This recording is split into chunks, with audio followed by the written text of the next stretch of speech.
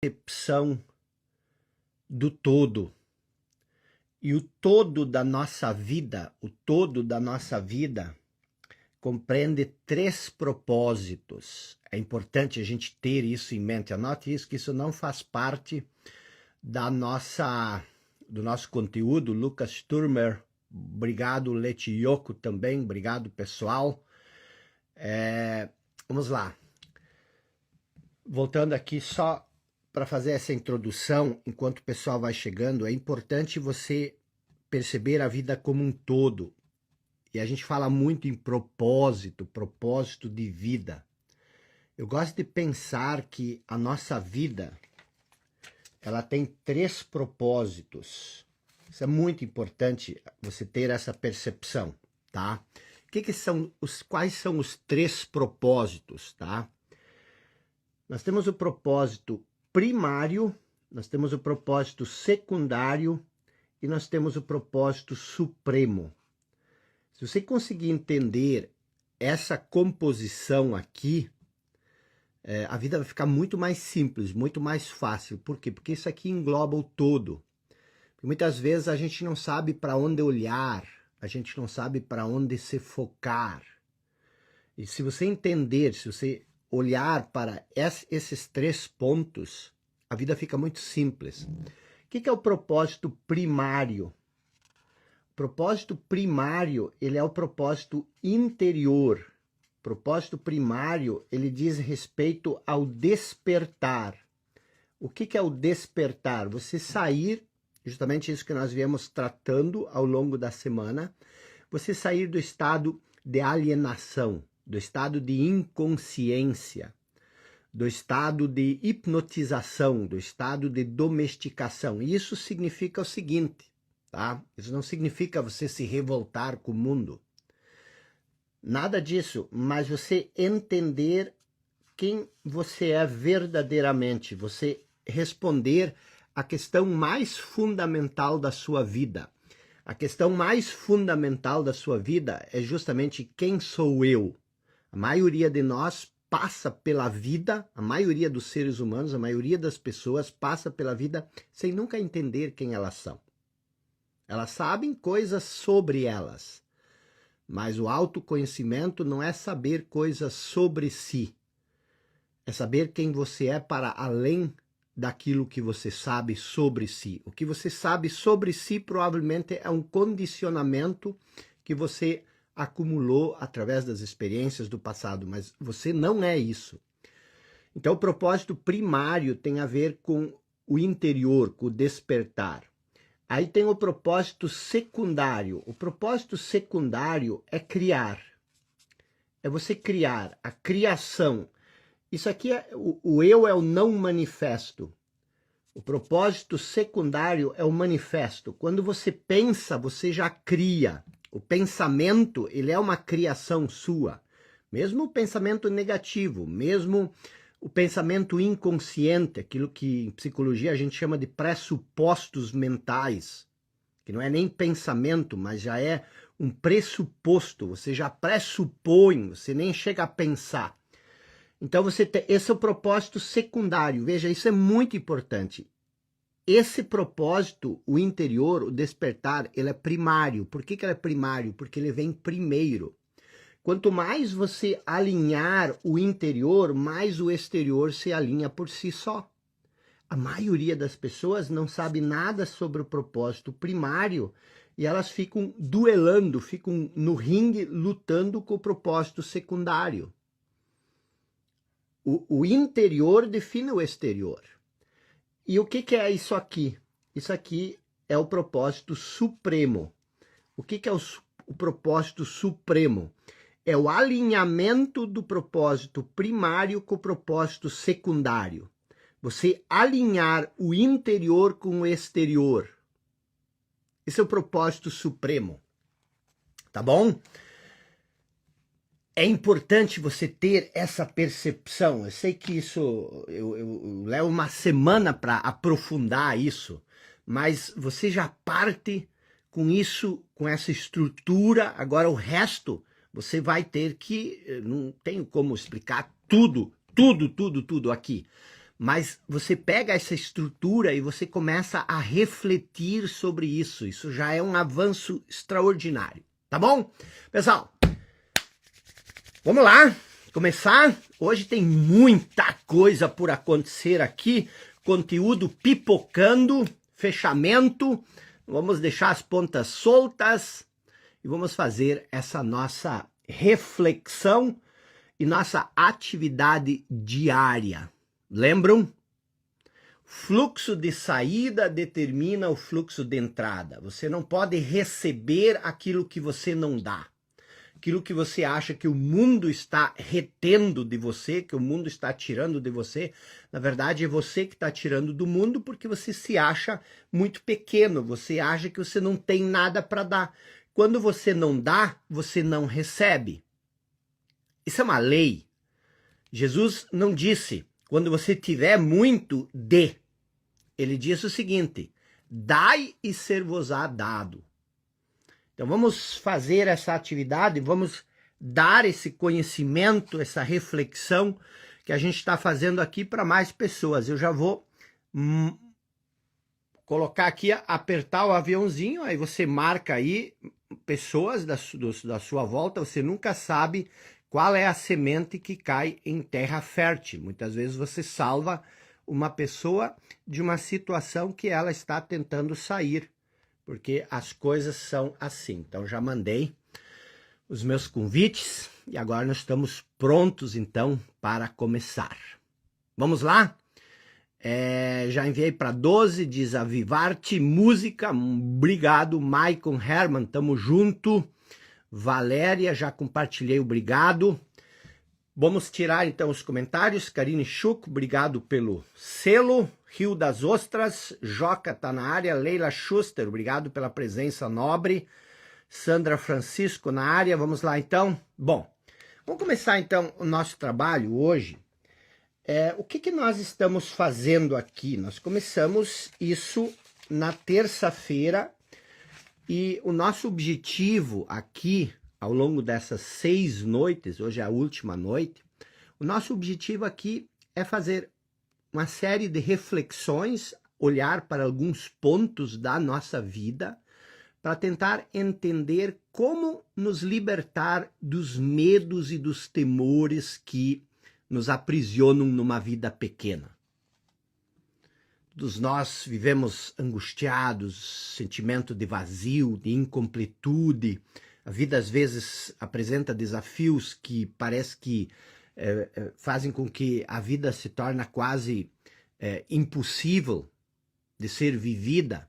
Como é que você supera esses medos e esses temores? Por que isso acontece? Esse é o primeiro ponto. Segundo ponto, o que fazer para viver uma vida mais leve, uma vida mais natural, uma vida mais espontânea, uma vida com mais plenitude, com mais abundância? O que é possível fazer? Há algo que pode ser feito? A vida verdadeiramente é sofrimento? Nós viemos aqui para sofrer ou nós viemos aqui para viver a vida em plenitude e abundância? E qual foi a nossa proposta de caminho para chegar até o nosso objetivo? Nós traçamos aqui 4 estágios que eu falei que cada ser humano passa ao longo da vida. Nós falamos sobre a consciência, que é o nosso estado original, e eu expliquei lá na aula 1, na aula 2, o que é consciência, não vamos entrar mais nisso. Mas a consciência é o nosso eu mais profundo. É a nossa essência interior.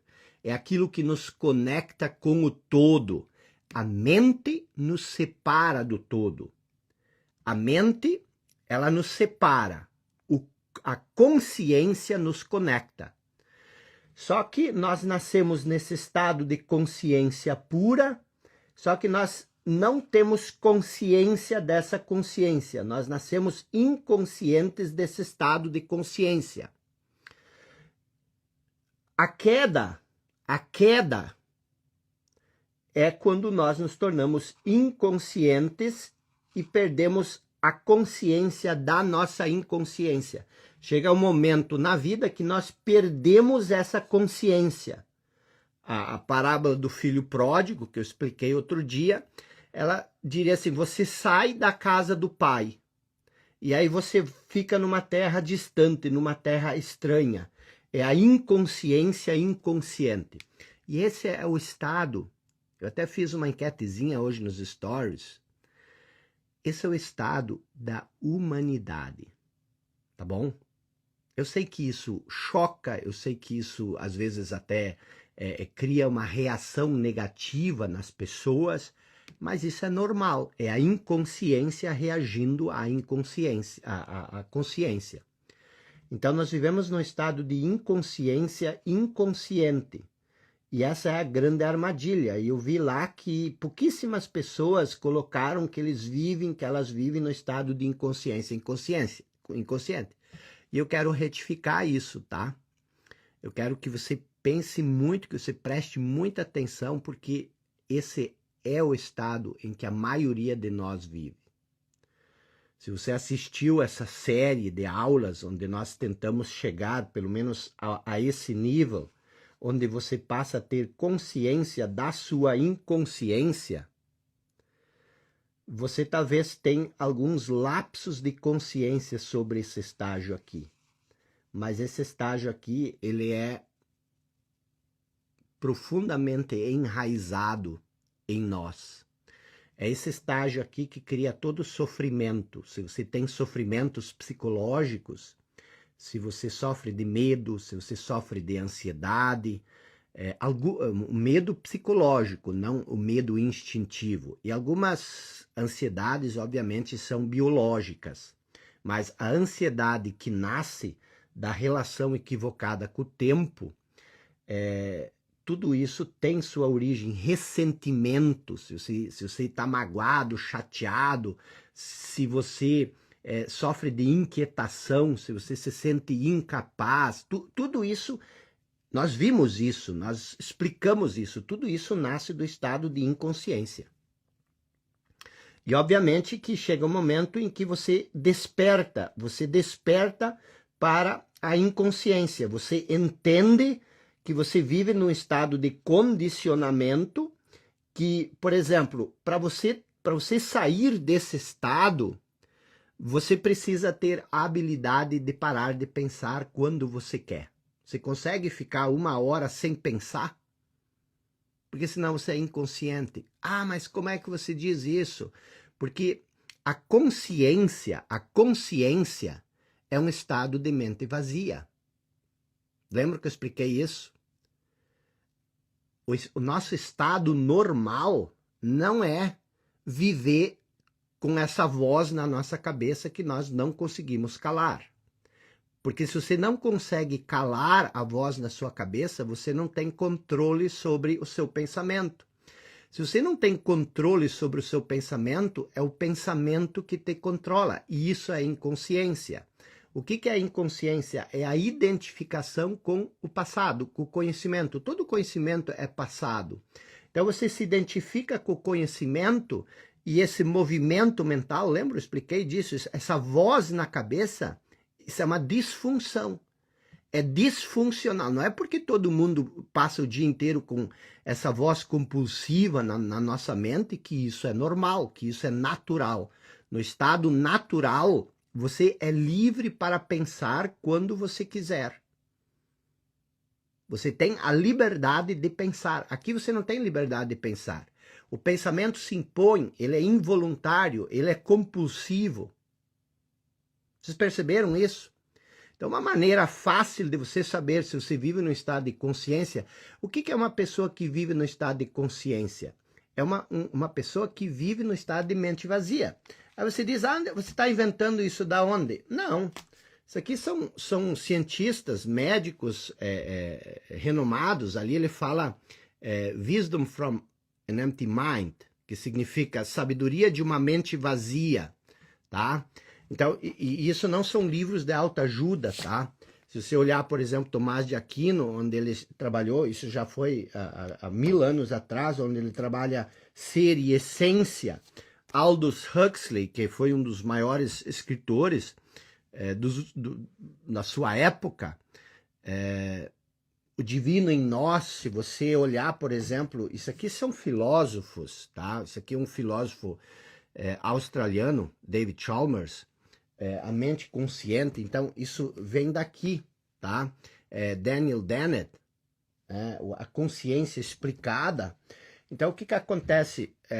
Peter Russell é muito, muito bom também.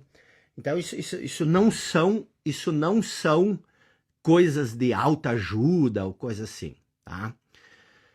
Mas eu estava explicando aqui, a consciência significa o quê? Você ser consciente.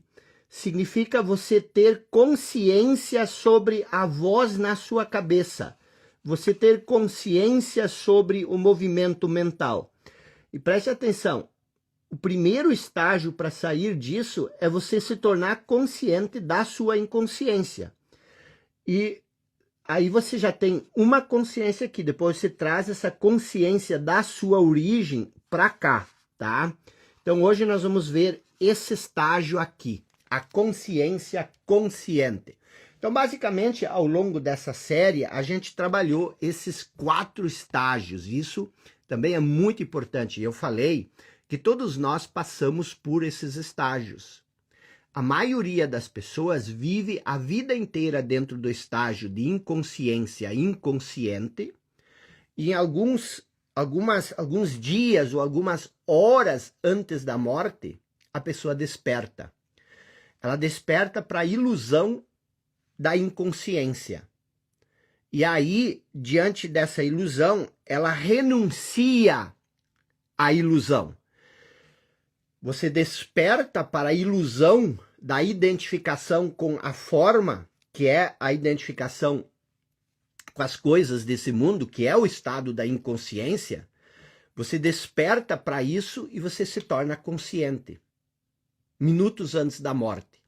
Mas o nosso objetivo é alcançar esse estágio de consciência consciente ao longo da vida. Esse é o propósito interior, tá?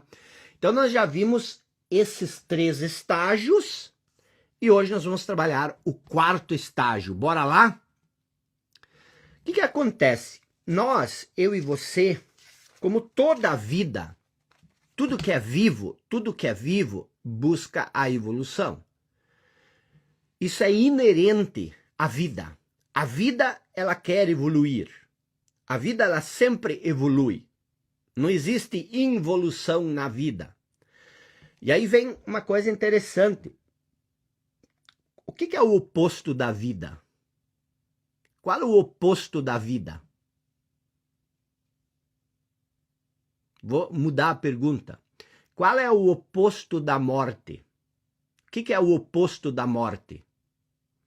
A maioria de nós pensa que o oposto da morte é a vida. Mas não é. O oposto da morte, olha que interessante, o oposto da morte é o nascimento. Você nasce e você morre. O oposto da morte é o nascimento. A vida não tem oposto. A vida, ela é eterna. Não existe morte de vida. Nenhuma vida morre. O que morre é o corpo, que é a ilusão. Tudo nesse mundo é ilusão. E não é, isso não é você pensar, não faz sentido, tudo é ilusão. Não. Você veio aqui para viver, para curtir as coisas, mas você precisa entender que todas as coisas do mundo físico, elas são impermanentes. Você não tem que se identificar com o seu corpo. Você tem que permanecer sendo a vida. A vida que se manifesta através do seu corpo. E essa é a inconsciência, quando você acha que você é a coisa física. Não, a coisa física ela vai morrer, então você não pode ser isso. Então nós, como toda a vida, nós buscamos a evolução. Isso é inerente a nós. Poucas coisas podem ser mais importantes do que você querer evoluir. do que você querer melhorar a sua condição de vida, de você querer melhorar o seu nível de felicidade, de seu nível de bem-estar. Nada é mais importante do que isso. Por quê? Porque isso faz parte daquilo que nós somos. A vida é evolução. Então nada pode ser mais importante do que buscar coisas novas, do que evoluir, do que crescer. Mas eu quero que você olhe para os últimos anos da sua vida.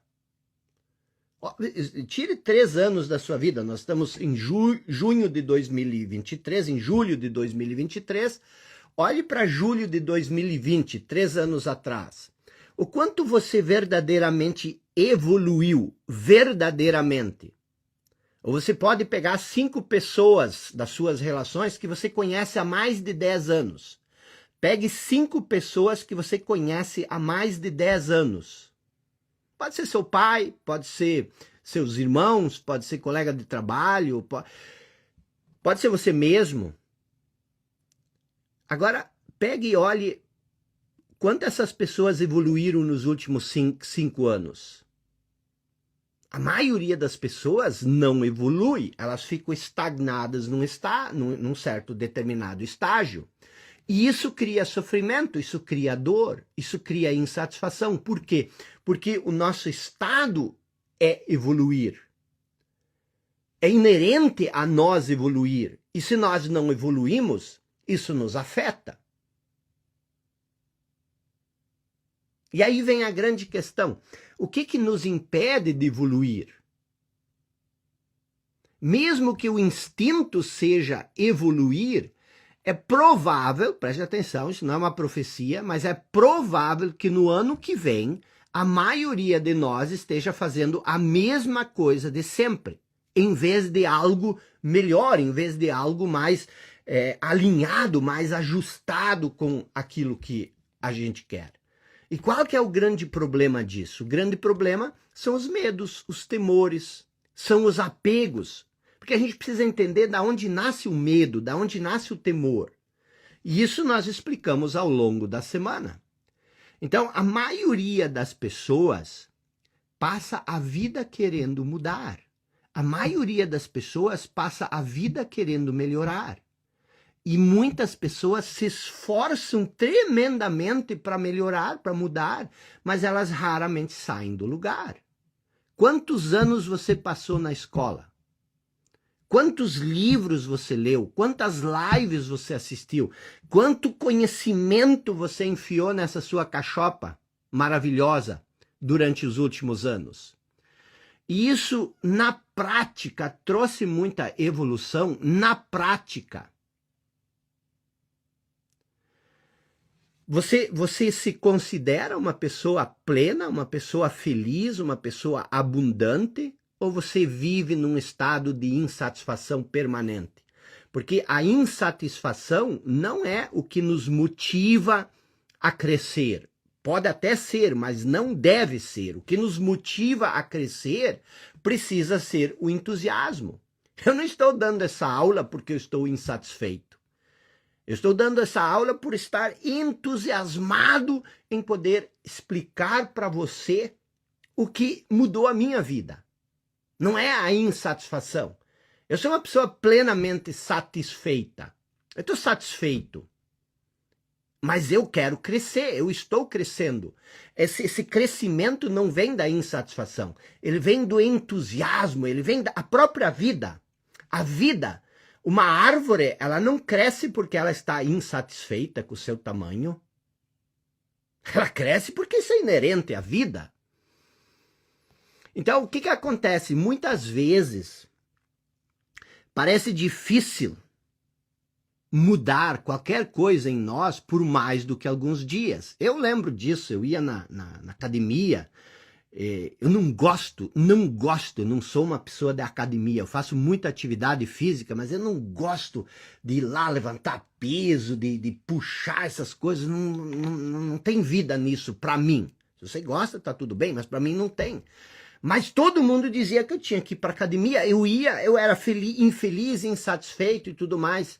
Eu descobri que existem outras maneiras de você se exercitar. Então, o que eu quero dizer? que muitas vezes, para mim, é tremendamente difícil. Então, muitas vezes, qualquer pequena mudança que a gente tenta fazer, ela não passa de alguns dias. Mesmo com esforço sincero e com uma ocasional explosão de motivação, o que é uma explosão?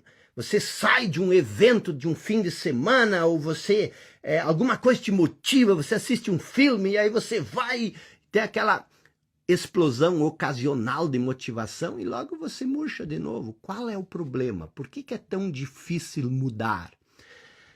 Aliás, esqueci de dizer uma coisa para vocês, tá? Não, depois eu falo. Mas é muito importante. Vou anotar aqui até para não esquecer. Vamos lá, então. Por que é tão difícil mudar? As pessoas estudam. Eu estudava. Eu fazia faculdade atrás de faculdade. As pessoas fazem pós-graduações, as pessoas fazem graduações, as pessoas passam 4 anos sentados numa cadeira de direito, de faculdade de direito, e depois não conseguem passar a prova da OAB. Quando passam na prova da OAB, ficam às vezes 5 anos ganhando 2, 3 mil reais. O que falta em nós? Por que nós não conseguimos crescer? Por que apesar de todo o nosso esforço, muitas vezes praticamente tudo continua o mesmo? Apesar das nossas melhores intenções, mudar parece algo extremamente difícil. Por quê? Existem 2 razões. Eu quero que você escreva essas 2 razões. Por que mudar é tão difícil? Primeiro, porque nós tentamos mudar as coisas erradas. Esse é o primeiro ponto. Você busca aquilo que você quer no lugar errado. Você busca aquilo que você quer onde isso não pode ser encontrado. Isso é o primeiro ponto. O segundo ponto, nós tentamos mudar as coisas de maneira errada. Primeiro nós tentamos mudar as coisas erradas, depois nós tentamos mudar as coisas de uma maneira errada. Então vamos entender o primeiro ponto, tá? O que é tentar mudar as coisas erradas? Eu quero que você olhe para esse círculo, tá? Esse círculo aqui, ele é um círculo bem badalado, tá? O que esse círculo diz? Eu sei que aqui tá invertido. Mas o que eu quero que você entenda? Eu quero que você tente adequar isso para a sua vida, para ver se isso é verdadeiro ou não. Olhe para esse círculo. Existem 3 níveis, ou 3 pontos, onde nós buscamos mudar, ou pelo menos criar a mudança. Primeiro ponto, e esse é o mais comum, eu acho, a gente quer mudar os nossos resultados. Esse é o ponto mais comum. Você se foca, você quer mudar os seus resultados. E as pessoas te estimulam a criar uma mudança nos resultados. E a maioria de nós está preocupado em mudar os nossos resultados. Você quer mudar os resultados. O que você quer? Você quer ganhar mais dinheiro. Isso é resultado. O dinheiro é consequência. O dinheiro é resultado. Você quer mudar de trabalho. O trabalho que você está é um resultado. Você quer ser mais feliz. A felicidade que você sente é um resultado.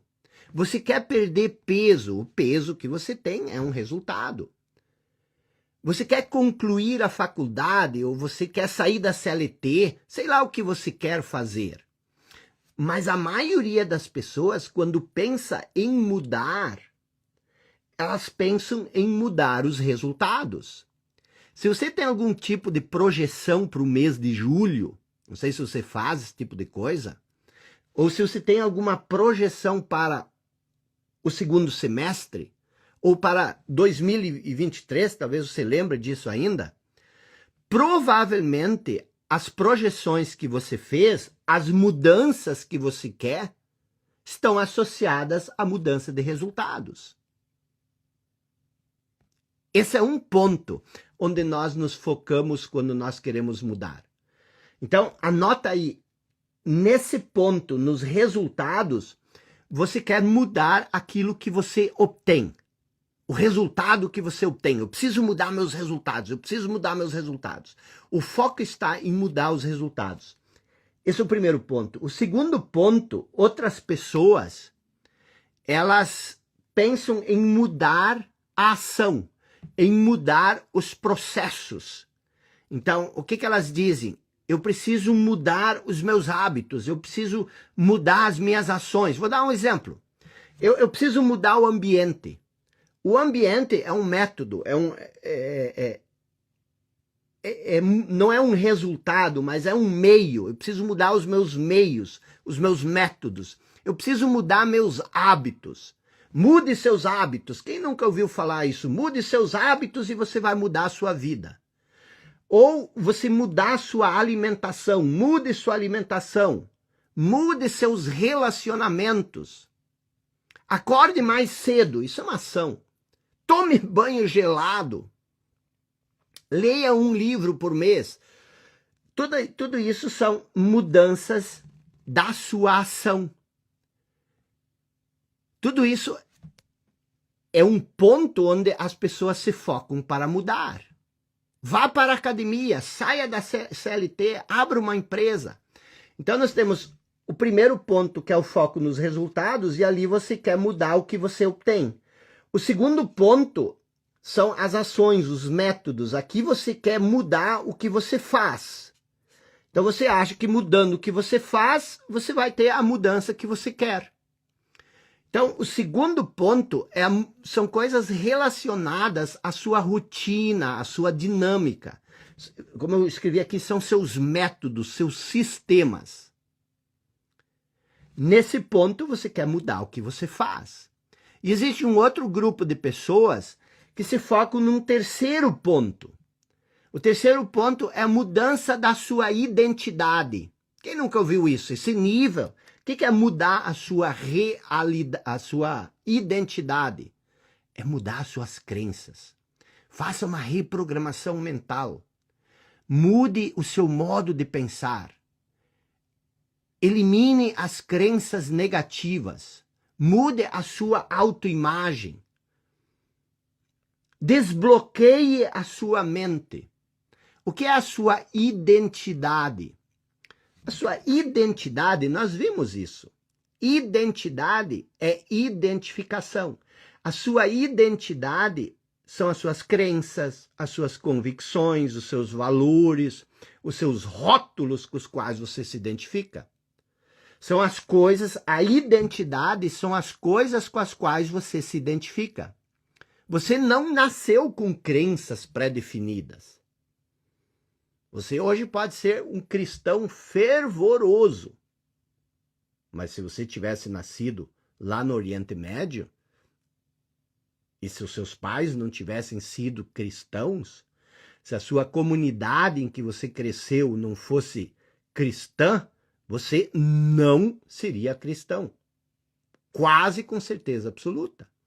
Então, se você hoje é um cristão fervoroso, você não nasceu um cristão fervoroso. Você foi condicionado a ser um cristão. E não tem nada de errado com isso. Só estou querendo chamar atenção para essas coisas, porque muitas vezes a gente acha que a gente nasce com isso no nosso DNA. Então, toda crença, incluindo aquilo que você pensa sobre si mesmo, é aprendida e condicionada através do quê? Através das experiências do passado. Então, a sua identidade é o quê? A sua identidade é o seu passado. Você se identifica com o seu passado, isso é sua identidade. A palavra identidade, ela vem de duas palavras latinas que significam ser e repetidamente. Então, a sua identidade literalmente quer dizer ser que se repete. Você é aquilo que você repete o tempo todo. Então, quanto mais você repete um comportamento, mais você reforça a identidade associada a ele. Então, quando nós nos focamos nesse ponto, na identidade, nós procuramos mudar o quê? Nós procuramos mudar as nossas crenças, o nosso modo de pensar. Em outras palavras, Como identidade é algo com que você se identifica, você acredita que você é as suas crenças. E isso é, a inconsciência. Então, aqui nesse terceiro ponto, a ideia é mudar as suas crenças. Você tenta mudar crenças limitantes, você tenta desbloquear alguma coisa em você, você tenta reprogramar sua mente e todas essas coisas. Essa é uma terceira forma de querer mudar. Então, o que você quer mudar quando você tenta mudar a sua identidade? Você quer mudar aquilo que você acredita. Então, eu acredito que eu sou incapaz, eu preciso mudar isso. Então, nós temos esses 3 pontos onde a maioria das pessoas se foca quando elas tentam mudar. Isso faz sentido para você? Então, se você olhar para esses 3 pontos, quando você pensa em mudar, o que você verdadeiramente pensa? Você pensa em mudar os resultados, que se refere àquilo que você obtém. Você pensa em mudar as suas ações, os seus métodos, as suas rotinas, que se refere àquilo que você faz, e você tenta mudar a sua identidade, que se refere ao que você acredita. Basicamente, todas as pessoas que falam sobre mudança falam sobre esses 3 pontos, ou não? E se você segue muitas pessoas que trabalham com desenvolvimento pessoal, você até pode saber onde elas se focam. Fulano se foca em resultados. Fulano diz você tem que mudar a sua ação. O fulano diz você tem que mudar o seu pensamento. Agora, o que você precisa entender? Você precisa entender como funciona a nossa mente. Vamos supor, o que é a identidade? A identidade são, eu chamo isso de moldes mentais. O que são moldes mentais? Moldes mentais são as crenças, são padrões mentais. Esses padrões mentais, eles criam... Os moldes mentais, eles criam o quê? Criam modos de percepção. As suas crenças, o seu modo de pensar, ele cria uma maneira de você perceber as coisas. O modo de você perceber, ele cria sistema de comportamento. Sistemas de comportamento, o que são sistemas? Você sempre repete a mesma coisa. A maioria das pessoas sempre repete o mesmo tipo de comportamento. Os sistemas de comportamento, eles criam os resultados. Então, o que você tem que entender? Você tem que entender que são os seus moldes mentais que criam os seus modos de perceber a si, a realidade. E esses modos de pensar, eles criam o seu sistema de comportamento que cria os seus resultados. Se são os moldes mentais que criam os modos de pensar, que criam os sistemas de comportamento e que criam os seus resultados, logo, quem cria os seus resultados é o seu modo de pensar. E os seus resultados, então, confirmam o seu modo de pensar. E isso fecha um ciclo. O grande segredo está aqui. Modos de perceber.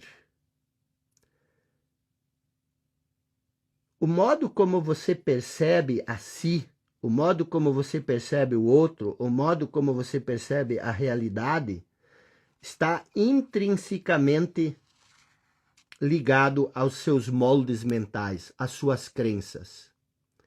Então, se a maneira como você percebe as coisas é determinado pelas suas crenças, é muito difícil você perceber algo fora das suas crenças. Vocês entenderam isso? O modo de percepção, a maneira como você percebe o que eu estou te explicando, o modo como você percebe o que eu estou te explicando, é filtrado pelas suas crenças. Então, mesmo que eu fale X, se a sua crença é Y, você tenta adequar X a Y. E se você não conseguir fazer essa adequação, é muito provável que você rejeite Y. Por quê? Porque isso não combina, você rejeita X. Por quê? Porque isso não combina com o seu modo de pensar. Então é muito difícil você mudar esse ciclo. Então isso é a primeira grande dificuldade que existe nesse sistema de querer mudar. Por isso é tão difícil mudar. Esses 3 pontos, eles se focam nesse ciclo que eu te mostrei. Então, o que eles fazem? O que você faz quando você tenta fazer isso?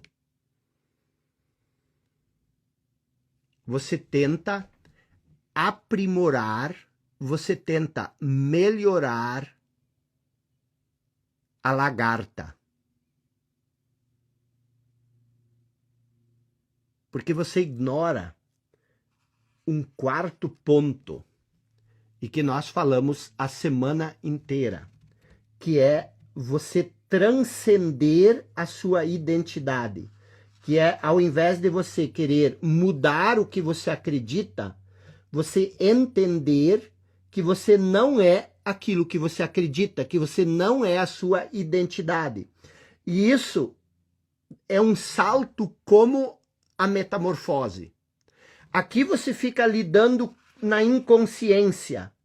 Por quê? Porque você se identifica com uma identidade, essa identidade produz sistema de comportamento, esse sistema de comportamento produz os resultados e os resultados confirmam o sistema. Por isso que é tão difícil mudar.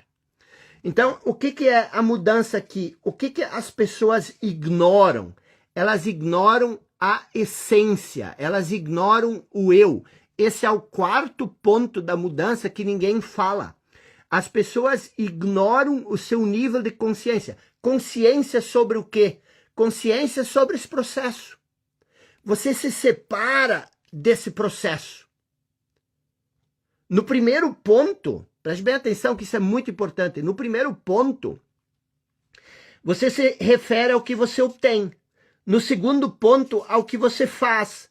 No terceiro ponto, ao que você acredita. E todo mundo ignora aquilo que você verdadeiramente é. O 4º ponto é aquilo que você é. Se você entender o que você é, e isso é aquilo que eu falei lá no início dessa aula, que é o despertar, é você responder a pergunta mais fundamental. Por que fundamental? Porque ela é o fundamento da sua vida. Você perguntar, quem sou eu? Você responder a pergunta mais fundamental, você entender quem você é. Mas lembre-se, não entender coisas sobre você. Entender quem você é para além das coisas que você sabe sobre você. Porque as coisas que você sabe sobre você são a identidade. Então, todo mundo se foca nesses 3 pontos. E isso torna a mudança tão complexa e tão difícil. O 4º ponto é você se focar naquilo que você verdadeiramente é. Deixa eu te fazer uma pergunta. Você consegue ter consciência sobre aquilo que você pensa? Quando você consegue, certo? Quando você pensa, isso aqui é seu pensamento, e quando você desenvolve consciência sobre isso, essa consciência não é o pensamento. Consciência é um outro nível. O pensamento é um nível. A consciência é outro nível. Então, quando você descobre quem você é, o eu verdadeiro, ao invés de querer melhorar a lagarta, você dá um salto quântico. Você se torna uma borboleta. Você passa para um outro nível. Isso é transcender a sua identidade. É aquilo que nós falamos durante a semana. Renuncie a si mesmo. O que é renunciar a si mesmo? Ou Jesus disse a Nicodemos, você precisa nascer de novo. E Nicodemos disse, mas como eu vou voltar para o útero da mãe e sair de lá? Essa é a visão da inconsciência. Porque você só lembra do físico. Você só lembra do físico, do que é palpável. Então, o que significa você nascer de novo? Significa você transcender esse ponto. E é isso que nós viemos falando ao longo da semana, tá? Nós falamos aqui da consciência, aí a inconsciência inconsciente, inconsciência inconsciente, a consciência da inconsciência, e aqui você desenvolver consciência de que você é essa consciência. Esse é o quarto nível, você desenvolver consciência que você é consciência e não o pensamento. E isso transcende todo o teu condicionamento. Pela primeira vez na vida, você vai se sentir livre. Por quê? Porque agora você é uma consciência. Você é uma potencialidade pura. Você não é condicionado. O pensamento é condicionado. A consciência é incondicionada. Quando você nasce uma criança, a criança ela é incondicionada. O condicionamento, ele vem com o tempo. Por isso que Jesus disse, se você quer entrar no reino dos céus, você tem que ser como uma criança. Você tem que ser incondicionado, porque a condição, ela te separa da consciência. O reino dos céus que está dentro de nós. Então, o que acontece? É aquilo que eu falei no início. Existe o propósito secundário, existe o propósito primário. Para além das coisas externas, existe o propósito primário. E qual é o propósito primário? É o despertar. É tudo que nós falamos ao longo dessa semana. É alcançar o estágio da consciência consciente. É se elevar acima da identidade. É se elevar acima dos métodos. É se elevar acima dos resultados. Identidade é identificação. Identificação é condicionamento. E quando você quer fazer mudança nesse estado, quando você quer mudar o que você acredita, você só pode mudar um condicionamento pelo outro. É aquela história que eu contei durante a semana de você pegar a bomba, tirá-la do colo e colocá-la embaixo do banco. O que nós estamos propondo aqui? Transcender todos esses processos. E você se tornar a consciência pura, a potencialidade pura. É tornar-se aquilo que você é em essência. Ou, voltando para a parábola do filho pródigo, é você voltar para casa. É como disse o grande poeta T.S. Eliot. Ele disse o seguinte, presta atenção que isso é muito profundo, as pessoas não entendem isso. Não cessaremos de explorar. Não cessaremos de explorar. E o fim de toda a exploração é chegar onde começamos e conhecer o lugar pela primeira vez.